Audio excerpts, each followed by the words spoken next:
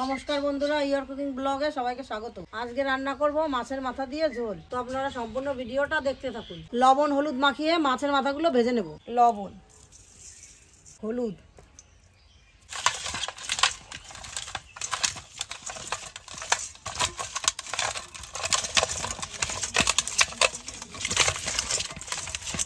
সর্ষের তেল,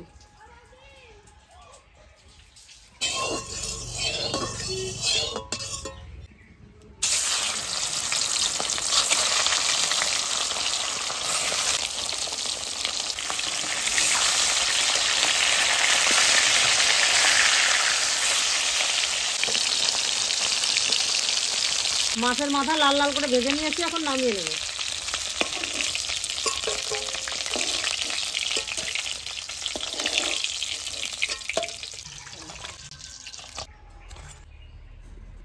ফোড়নে দিয়ে দেবো গোটা গরম মশলা, কালো জিরে, পেঁয়াজ বাটা, আদা রসুন বাটা, জিরে বাটা, টমেটো কুচি,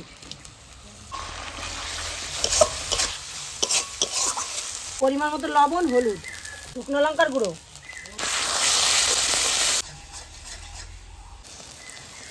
মশলা ভালো করে কষিয়ে নিয়েছি। এখন পরিমাণ মতো জল দিয়ে দেবো।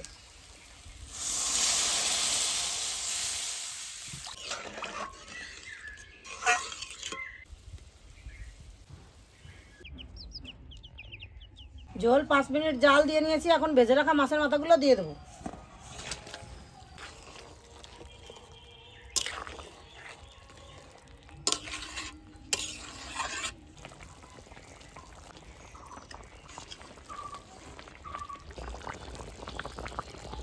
মাছের ঝোল প্রায় হয়ে গেছে। এখন পোস্ত আর সর্ষে বাটা দিয়ে নামিয়ে নেব।